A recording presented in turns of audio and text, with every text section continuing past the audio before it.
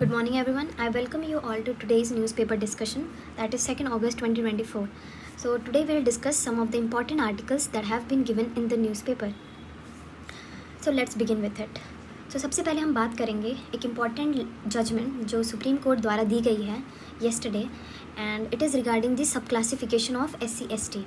तो अगर हम इसके हिस्टोरिकल कॉन्टेक्स्ट में जाएं तो article 341 of the constitution says that the president is empowered to release a SC/ST list which is eligible for reservation in public employment, education, and an affirmative action can be taken towards these communities.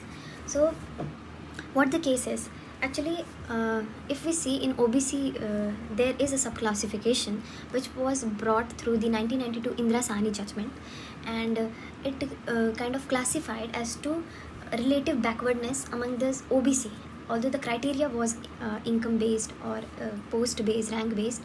But in this case it has not been, it is up to the parliament as to how they subclassify it. But now the Supreme Court has permitted that there can be subclassification.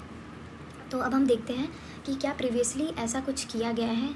There has been an attempt, is there have been an attempt to bring sub classification. तो हम देखते हैं, हाँ, पंजाब ने notification जारी किया था 1975 में to give some preference to the Balmiki and Mazhabi Sikh communities in their state, और ये स्ट्रक डाउन कर दिया गया था सुप्रीम कोर्ट द्वारा, citing the same that SC/ST list is a homogeneous group and there can be no preferences within that group. But we see that later in 2020 also there was a Supreme Court judgment, and the bench was led by Arun Mishra. It said that there are unequals within the list of SCs. So what happened regarding that? इस जो 2020 वाली judgement थी उसमें भी 5 जजेस की bench थी, so it couldn't overturn the previous judgment. And now yesterday the 7 judges bench has overturned the 2004 judgment. So it has now given direction for the states to interfere and subclassify the SC/ST communities. Now we'll see some of the issues that are there. तो पहला issue तो यही है कि SC list जो है, SC list में जितने कास्ट हैं, are they treated similarly. So in the EV Chennai case it treated it as on a similar foot. It said that कि कॉन्स्टिट्यूशन ने दिया है एक लिस्ट जो कि प्रेसिडेंट द्वारा जारी की जाती है विदाउट टेकिंग इनटू अकाउंट कि उनकी इंडिविजुअल रिलेटिव बैकवर्डनेस क्या है. So yes, they are homogeneous.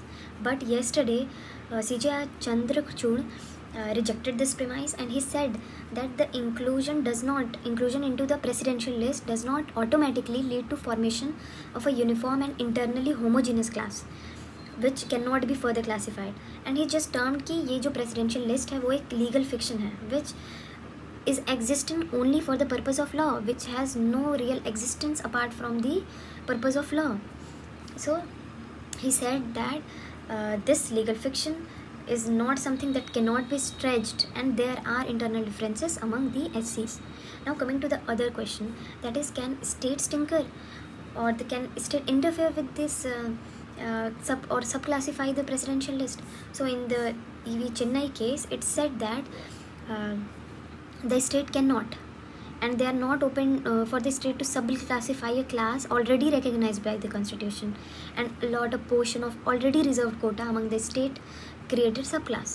लेकिन yesterday it was said that this power of the article 15 and 16 empowers the state to freely identify the various at various degrees of social backwardness and provide special provisions so that the benefits of the reservation reaches more effectively. And also Justice Gavai said that you cannot say that you have given equality of opportunity if the different SC communities, some are better than the others, and you are providing the same benefit to all of them equally. So that is against the equality of opportunities that is there in Article 16. Now the other issue is what should be the yardstick for the classification. So regarding that, the CJI has said that there should be effective representation rather than numerical representation, and these subclassification, that is a carving of some group out of a larger group, should be there and should be based on quantifiable data, and based on some empirical evidences, and reasonable rationale should be given for this subclassification. Now coming to, does the creamy layer principle apply to scheduled caste? So not yet, but on the similar backdrop of OBCs, that could be done, given it is on the parliament as to how they take a decision on that. But when we talk about subclassification, so yes, there are class of have and have nots, and that could be dealt with on a similar background, on a similar foot as the creamy layer given in the case of OBCs. अब हम बात करते हैं next article की, जो कि दिया है कि ओबीसी रिजर्वेशन में जो क्रीमी लेयर मिलता है वो उसमें कैसे हम आइडेंटिफाई कर रहे हैं क्लासेस को, because it is also a measure of सब क्लासिफिकेशन. तो सबसे पहले ये क्रीमी लेयर का कॉन्सेप्ट आया था 1992 इंदिरा साहनी जजमेंट, जो कि अब हेल्ड किया कि yes OBC reservation is rightly so, and it called for providing a creamy and non-creamy sections within that OBC reservation. So the DOPT appointed some communities, subcommittees, and based on its recommendation, it put some conditions before classifying someone as creamy and non-creamy. So some of the classifications are given here. So whose parents, it is depending on the parents' income or post that the children are classified as creamy or non-creamy. So here it is given that the constitution is statutory post if the parent is holding, or if the parent is group A and group B officer of central and state governments, employees of PSUs and statutory bodies, universities, if they are colonel and above in armed forces and equivalent in paramilitary forces, if professionals like doctors, lawyers, management consultant, engineers, etc., if they are property owners with agriculture holdings or vacant land or buildings, and the last is based on income wealth tax access. Suppose someone's parents are in government service, so that would be determined based on their rank. If they are in private sector, it would be determined based on parents' income.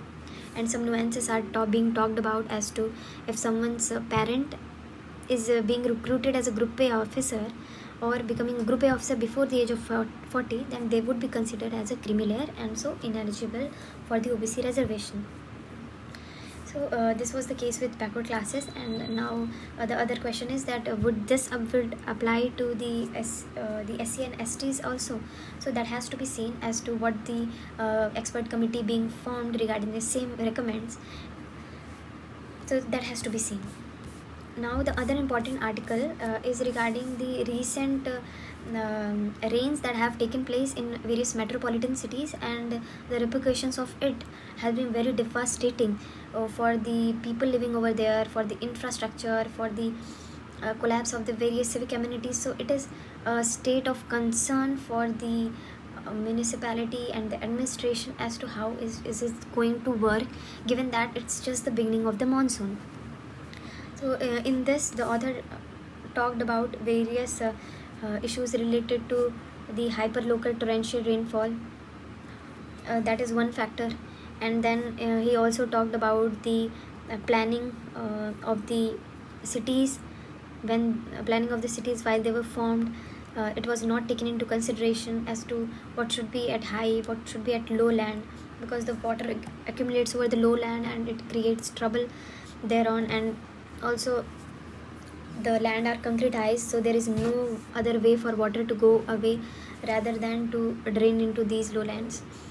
So he says that the neglect of the hydrology and the irregulation of the incessant constructions that have taken place, that has led to a situation where we are stuck as to हम बस ऊपर situation को handle कर रहे हैं, but the root cause is not yet addressed. So there should be a consideration of all the factors, because जो recent incidents हुए हैं regarding we see the flooding of the basements और the electrocution and various other things. So this have been a very created a havoc-like situation in the cities, and it put a very big question mark and as to what way we are heading our urban planning to. Now the other article is regarding the approach of the allies of Israel, because Israel is continuously attacking in an attacking mode towards Hamas, and it is least bothered about the Israeli hostages, and it is continuing to attack the various leaders and camps of Hamas. So that has been a state of worry for their allies such as USA, and that has been talked about in this article. Apart from it, I think there are other articles as well that can be found in news and all, but they can mainly be considered as a case studies. The one case study is in the state in the sports section. If you see that study in finals of a boxing championship of 66 kg in women, Italy's Angelina and Algeria's Imen, they were to fight, but within 46 seconds Angela backed out, and Angela backed out, and she said that it was a very unfair battle, as Algeria's Imen was a biological male, and he was fighting in a women competition. So biologically also, if we see that it is impossible for Angela to defeat him, and so it brings into picture the debate regarding the the role the gender play in kind of sports, and to what degree should we allow the genetics to play its role in such events. So it has been trending in a lot of social media platforms as well. So it can be used as a case study where we see that it is important that we consider the sensitivities in case of sports. So that's all for the today's discussion. Thank you everyone.